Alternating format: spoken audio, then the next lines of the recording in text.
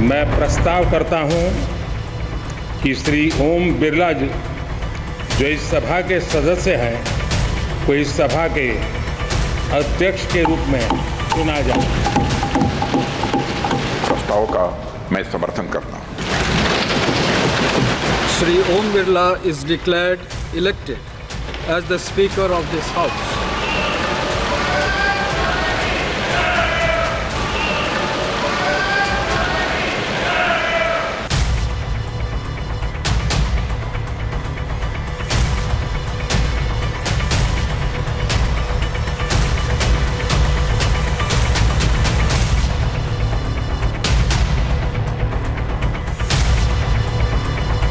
ये सदन का सौभाग्य है कि आप दूसरी बार इस आसन पर विराजमान हो रहे हैं। The question is not how efficiently the House is run. The question is how much of India's voice is being allowed to be heard in this House. आपके इशारे पर सदन चले, इसका उल्टा ना हो।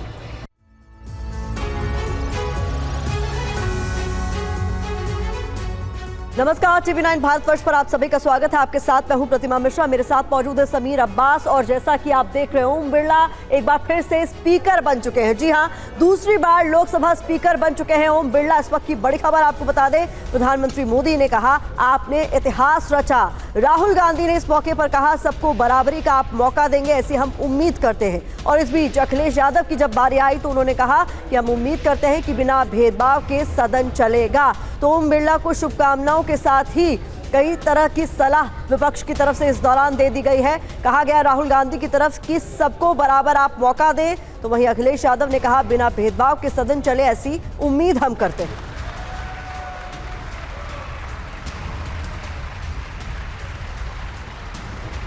अमृत काल के इस महत्वपूर्ण कालखंड में दूसरी बार इस पद पर विराजमान होना बहुत बड़ा दायित्व आपको मिला है। और आपका 5 वर्ष का अनुभव और आपके साथ हम लोगों का 5 साल का अनुभव, हम सबका विश्वास है कि आप आने वाले 5 साल हम सबका मार्गदर्शन भी करेंगे और देश की आशा अपेक्षाएं पूर्ण करने के लिए ये सदन अपना दायित्व निभाने में आपकी बहुत बड़ी भूमिका रहेगी। 18वीं लोकसभा में स्पीकर का कार्यभार दूसरी बार संभालना ये अपने आप में एक बड़ा नया रिकॉर्ड बनते हम देख रहे हैं। श्री बलराम जाखड़ जी वो पहले ऐसे अध्यक्ष थे जिन्होंने 5 साल कार्यकाल पूरा करके फिर दोबारा उनको स्पीकर बनने का अवसर मिला था। उसके बाद आप हैं जिन्हें 5 साल पूर्ण करने के बाद दोबारा इस पद पर हासिल होने का अवसर मिला। गत 20 साल का एक ऐसा कालखंड रहा है कि ज़्यादातर स्पीकर या तो उसके बाद चुनाव नहीं लड़े हैं या तो जीत करके नहीं आए हैं। आप समझ सकते हैं कि स्पीकर का काम कितना कठिन है कि उसके लिए दोबारा जीतना मुश्किल हो जाता है, लेकिन आप जीत करके आए हैं, इसके लिए एक नया इतिहास आपने गढ़ा।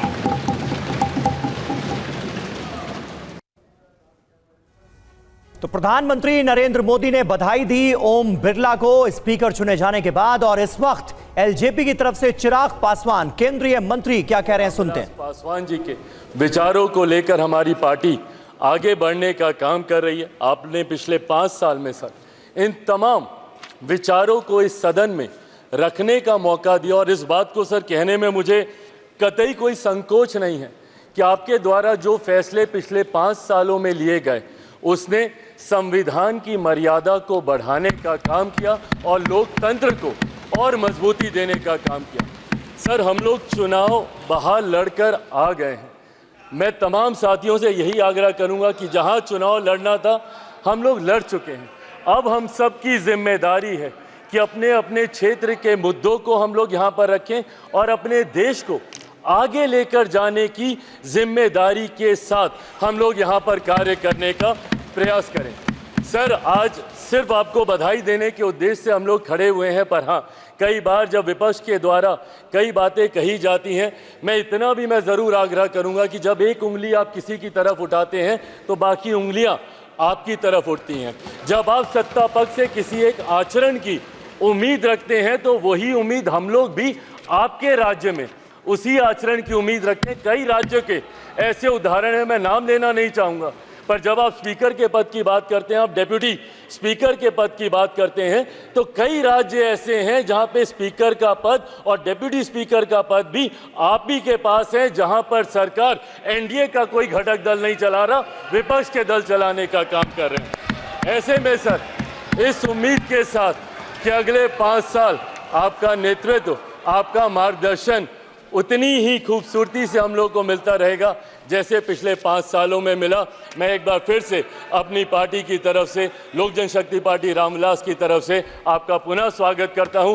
पिछले 5 साल के लिए आपको बधाई देता हूं और अगले 5 साल के लिए आपको शुभकामनाएं देता हूं। धन्यवाद sir. Shri PV Mithun Reddy. Sir, thank you. I take this opportunity on behalf of YSR Congress Party to congratulate you for being elected to this esteemed position.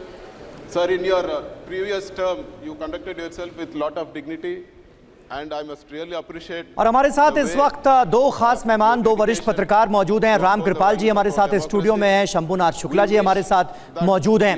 Ram Kripal जी, किस तरह से देखते हैं, और शुरुआत हम इसी से कर लेते हैं जिस बात का जिक्र चिराग पासवान ने अभी थोड़ी देर पहले अपने वक्तव्य में किया।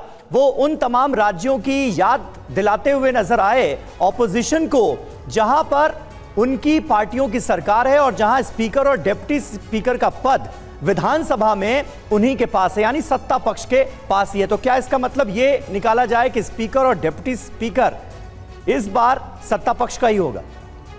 देखिए समीर जी, जैसा मैंने पहले कहा था कि मैं हमेशा आशावादी रहता हूं जी, और आज का जो है, अगर मैं इसको एक लाइन में कहूं, असहमति के बावजूद एक सहमति से विकल्प चुनना, ये हमारी खूबसूरती है और लोकतंत्र का यही सबसे बड़ा मतलब योगदान रहा है पूरी दुनिया को, कि हम डिफरेंसेस हैं, हम अपने दर्द भी बयां करेंगे, लेकिन वही है कि तुम्ही ने दर्द दिया है, तुम्ही दवा बनना। तो ये जो अच्छी भावना है, सबने अपनी अपनी बातें रखी हैं।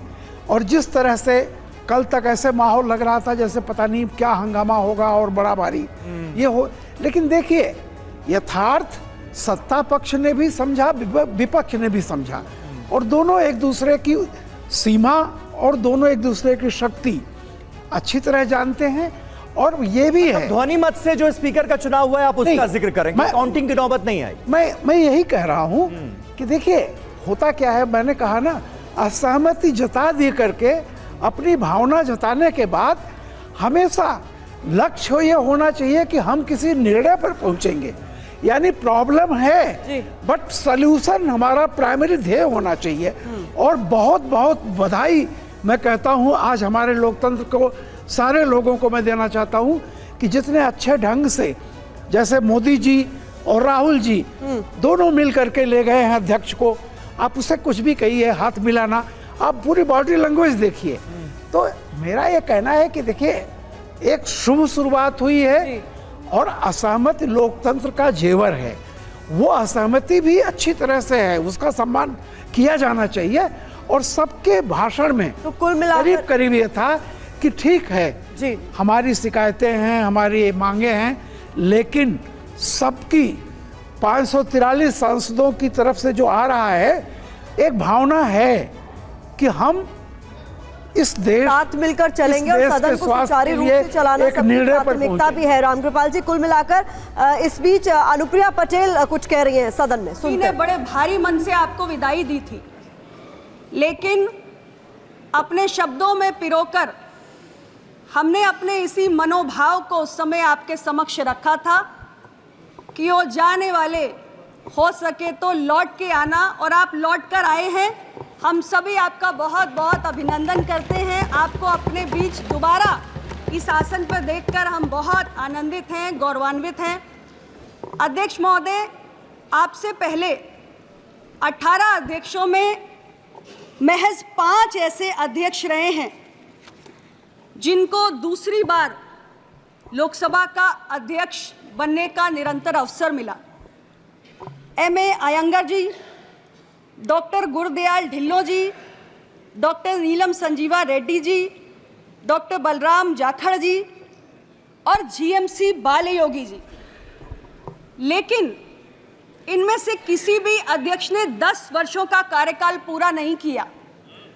हमें गर्व है कि आप लगातार दूसरी बार निर्वाचित होने वाले ऐसे अध्यक्ष होंगे जो 10 वर्षों का कार्यकाल पूरा करने का रिकॉर्ड दर्ज करेंगे, और लोकसभा अध्यक्षों के इतिहास में यह आपकी एक स्थायी विरासत होगी।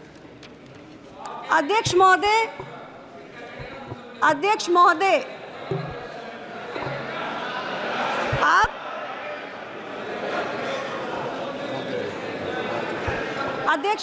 हम सभी सांसद तो यहाँ केवल अपने अपने निर्वाचन क्षेत्र का प्रतिनिधित्व करते हैं, लेकिन आप पक्ष और विपक्ष इस पूरे सदन का प्रतिनिधित्व करते हैं, और इस सदन की गरिमा के साथ साथ इसकी शक्ति का भी प्रतीक है। और आपका जो 17वीं लोकसभा का कार्यकाल रहा वो तमाम उपलब्धियों से भरा हुआ रहा। अध्यक्ष महोदय, आपने एक निष्पक्ष अध्यक्ष के रूप में अपनी छवि को गढ़ा है, और अनेक उपलब्धियां आपके उस कार्यकाल की रही हैं जिसका जिक्र मुझसे पूर्व के वक्ताओं ने भी किया है।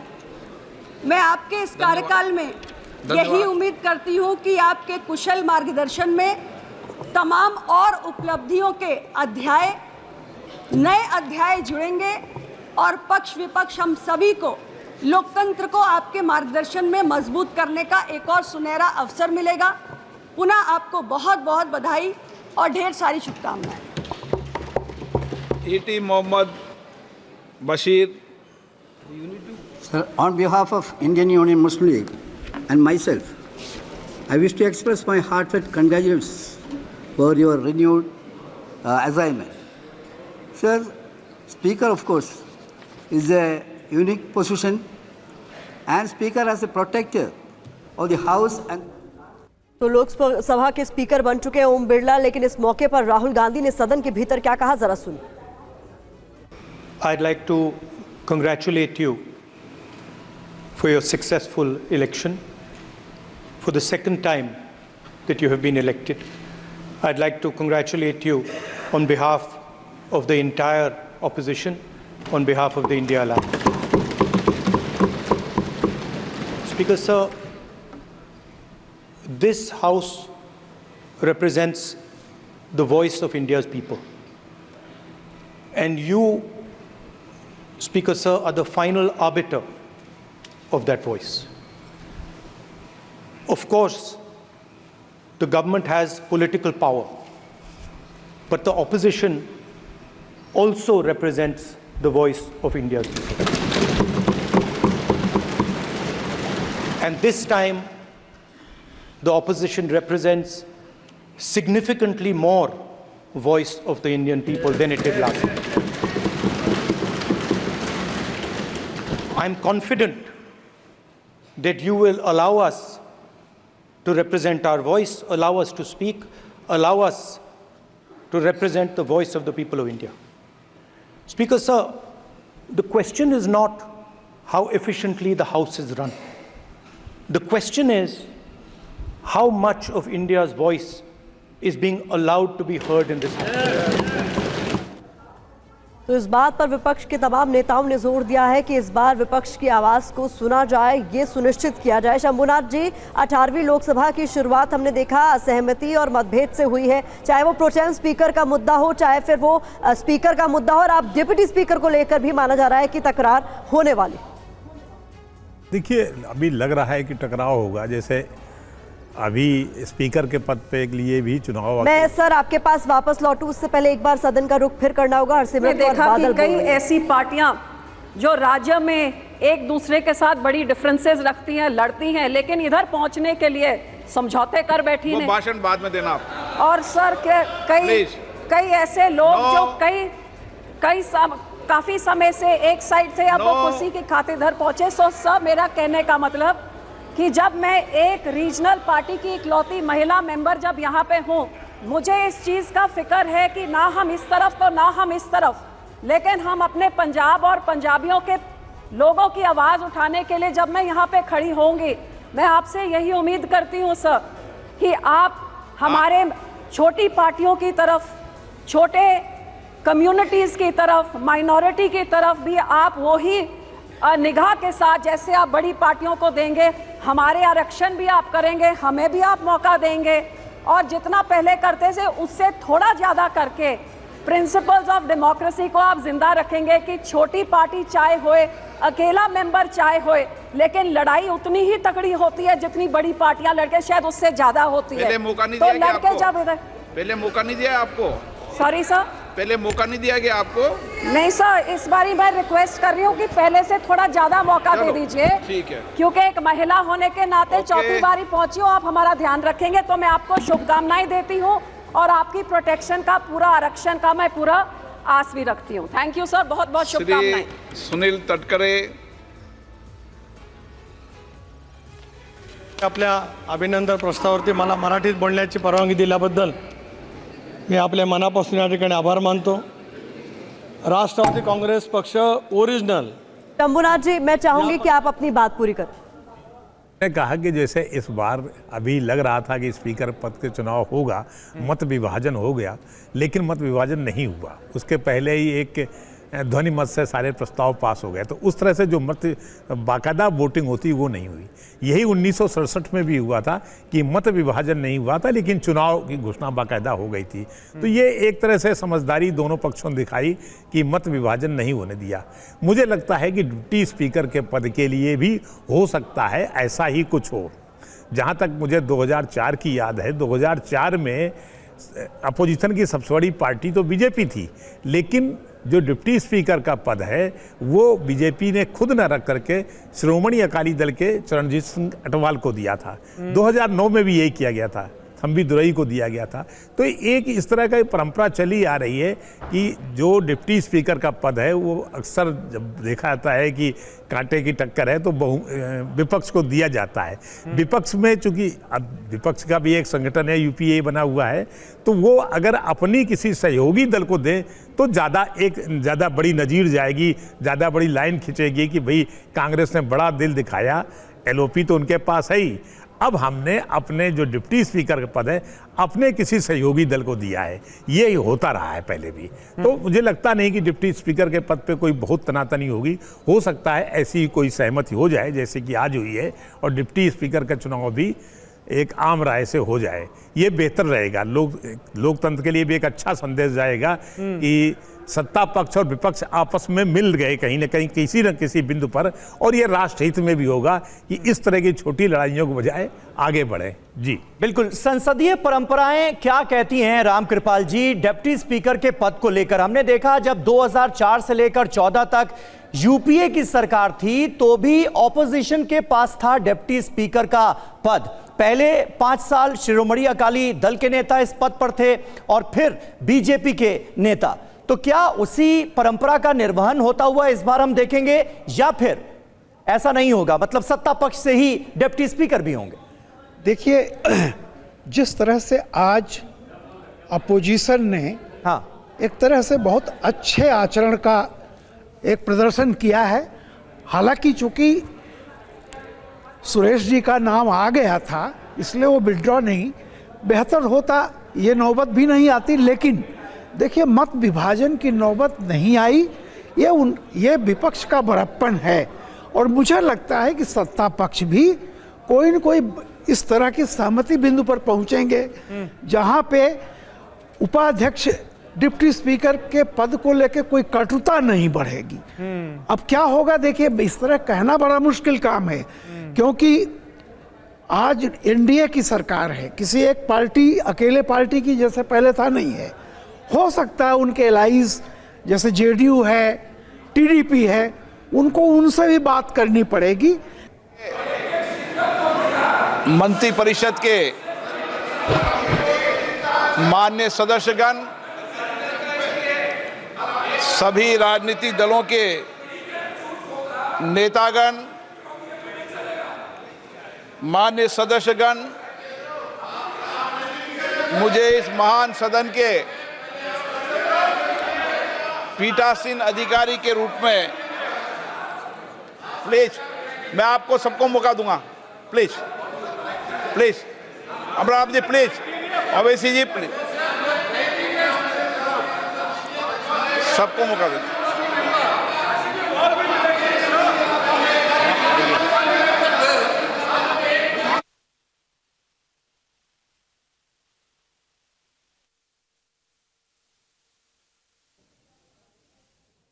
देखिए, इस वक्त लोकसभा के स्पीकर ओम बिरला को हम सुन रहे थे। कुछ सांसदों ने अपनी बात रखने का उन्हें भी मौका मिलना चाहिए, ये अनुरोध भी किया है। प्लीज बैठिए, प्लीज। असाउद्दीन ओवैसी जी, एक मिनट बोलना, एक मिनट, प्लीज बैठिए, बैठिए। आपको नहीं बोला। माननीय सदस्यगण, जब स्पीकर सीट से खड़ा हो जाता है तो मैं माननीय सदस्यों को अवगत कराना चाहता हूं, वह बैठ जाया करें। ये मैं पहली बार कह रहा हूं, मुझे 5 साल कहने का अवसर नहीं मिलना चाहिए। असाउद्दीन ओवैसी जी।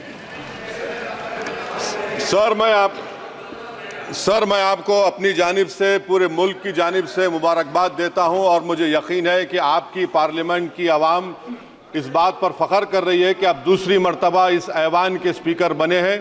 सर, आप इस हाउस के रिपोजिटरी है, कस्टोडियन है, मगर हकीकत यह है कि अक्सरियती जमात के पास नंबर है मगर उनके पास अक्सरियत की ताकत नहीं है। यहाँ अपोजिशन के पास अक्सरियत की आवाज़ भी है, तो इसीलिए मेरी आपसे गुजारिश है कि आप छोटी पार्टियों को मौका दीजिए। और मुझे यकीन है कि आप 17वीं लोकसभा में जिस तरह शफकत का मुजाहरा मुझ पर किया, हम छोटी पार्टियों पर, मैं उस समुदाय से आता हूं जो इस ऐवान में सिर्फ 4% हैं, तो हमको आवाज़ उठाने की आवाज़ दीजिए। सर, आखिर में मुझे यकीन है कि आप वहां पर बैठे हैं तो यह ऐवान एक कीमती हीरे की तरह ना सिर्फ इस मुल्क की आवाम में, दुनिया में चमकेगा और आप के बोझ को यह सरकार कम करेगी डिप्टी स्पीकर बनाकर। इतना बोझ आप पर नहीं डालना चाहिए। मैं मुबारकबाद देता हूं सर आपको, मैं मुबारकबाद देता हूं कि आप छोटी पार्टियों पर, यह ऐवान अपोजिशन और छोटी पार्टियों का भी है, हमको आप आवाज का मौका देंगे। इस हाउस का कैरेक्टर बदल चुका है सर, इस हाउस का कैरेक्टर बदल चुका है। अब बीजेपी स्टीम रोल नहीं कर पाएगी। हम आपसे मुबारकबाद देते हैं। शुक्रिया sir. Shri NK. Premachandran. Thank you very much, Speaker sir. Sir, I, on behalf of my party, Revolutionary Socialist Party (RSP), extend hearty congratulations in assuming the highest office of democracy, that too in the largest democracy in the world.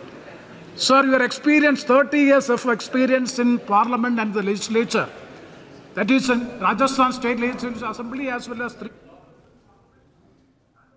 तो असदुद्दीन ओवैसी की आपने बात सुनी और अब से थोड़ी देर पहले अखिलेश यादव ने क्या कहा, जरा सुनते हैं। हम सबकी आपसे अपेक्षा है कि किसी भी जनप्रतिनिधि की आवाज़ दबाई न जाए और ना ही निष्कासन जैसी कार्रवाई दोबारा सदन की गरिमा को ठेस पहुंचाएं।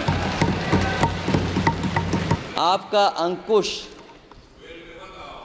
विपक्ष पे तो रहता ही है, लेकिन आपका अंकुश सत्ता पक्ष पे भी रहे। अध्यक्ष महोदय, आपके इशारे पर सदन चले, इसका उल्टा ना हो। हम आपके हर न्याय संगत फैसले के साथ खड़े हैं। तो रामकृपाल जी, आप अपनी बात भी पूरी कीजिएगा, लेकिन विपक्ष के जो तमाम नेता हैं उन्होंने आज धन्यवाद देते हुए जो महत्वपूर्ण बातें की हैं उसे भी इग्नोर नहीं किया जा सकता, जहां साफ तौर पर पिछली लोकसभा के दौरान जिस तरीके से बड़ी तादाद में सांसदों का निष्कासन हुआ था उसको भी मुद्दा बनाया गया। देखिए, जैसा मैंने कहा कि बहुत अच्छी बात है अपने दर्द बयां करना। मैंने कहा ना कि हर निर्णय पर सहमत होना जरूरी नहीं है, लेकिन असहमत होते हुए भी सहमत के लिए प्रयास करना ही लोकतंत्र की खूबसूरती है। ये तो है, तय है कि विपक्ष और सत्ता पक्ष में मतभेद तो रहेंगे, लेकिन मतभेद के बावजूद राष्ट्र जो है, राष्ट्र हित के लिए कहीं ना कहीं किसी बिंदु पर पहुंचना, और जैसा मैंने कहा समस्या नहीं, सॉल्यूशन, समस्या है लेकिन उसका समाधान। और मुझे लगा आज पहले ही दिन बहुत अच्छा है, जैसा गया डिफरेंस था, लेकिन जैसा आपने देखा अंत में एक समाधान निकाला गया, और यही उसकी खूबसूरती है। चाहे अखिलेश जी ने जिस बात का जिक्र किया है, उनका अपना दर्द है, और अगर दर्द गार्जियन के सामने नहीं कहा जाएगा तो कहाँ कहा जाएगा। ये अच्छी बात है। सब में सबको अध्यक्ष पर विश्वास है और सबको लगता है कि न्याय मिलेगा। ये ठीक है, किसी को कम, किसी को ज़्यादा, कोई बहुत संतुष्ट होता है, कोई कम संतुष्ट होता है, लेकिन ऐसे ही लोकतंत्र चलता है। ठीक है शंभुनाथ जी, इस पर एक टिप्पणी आपकी भी चाहूंगा।